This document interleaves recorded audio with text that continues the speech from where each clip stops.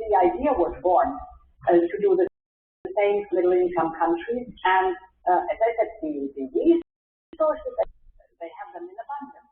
They need the infrastructure, and therefore there's a lot of good capital out there that is looking viable projects, and therefore it's the perfect match. Yeah, he was Treasury Secretary Janet Yellen.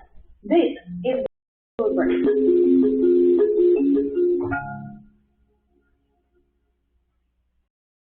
the area of radical collaboration. Radical collaboration is when you collaborate with partners that might be a bit unexpected, when big companies are collaborating with small or two partners that might be seen in some space. Digital transformation will change how we work together. We couldn't work from home unless we had communication networks. Success can be many things in partnership. It's about technology, but it is really about building solutions together.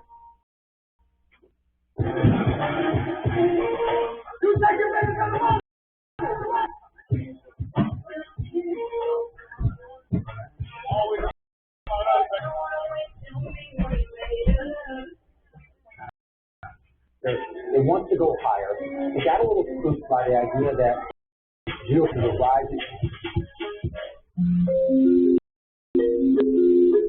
Welcome back to the Bloomberg Transition Finance Action Forum. I'm Coaching my Treasury Secretary Janet Yellen has warned of the dangers that climate could have on the global economy. Speaking at the forum, she was no less. Take a look. The physical impacts of change are impossible to ignore.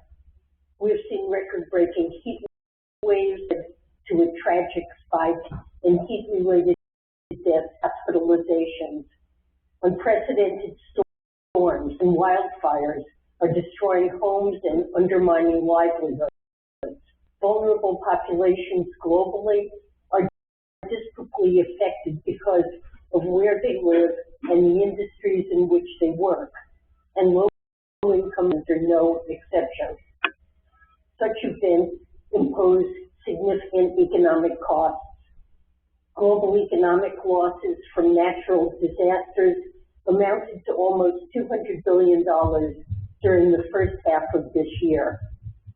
Households face increasing challenges, and firms have assets and business models that may be at risk in a world with substantial climate change. It's no surprise then that the climate crisis is propelling a massive economic shift.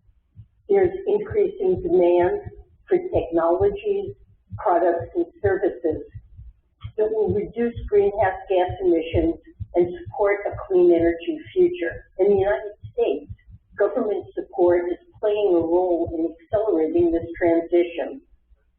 President Biden's bipartisan infrastructure law provides funding for wide-ranging investments, including $7.5 billion in electric vehicle charging, $10 billion in clean transportation, and over $20 billion to upgrade the power grid.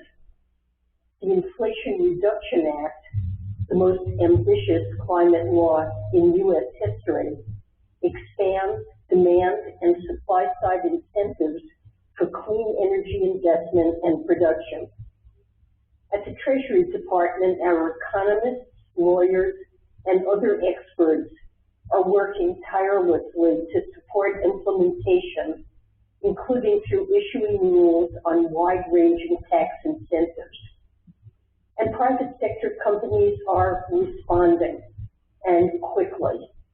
Over the past 2.5 years, they've committed $240 billion in new clean energy manufacturing investments.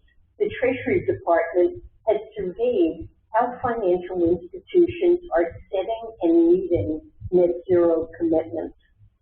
We've engaged in discussions with market participants, research organizations, and civil society organizations. We've tracked the substantial body of research, guidelines, and voluntary standards on net zero financing, investment, and advisory services. And through this work, we've identified the need for greater clarity on best practices around these commitments. So we are proud to launch the Net Zero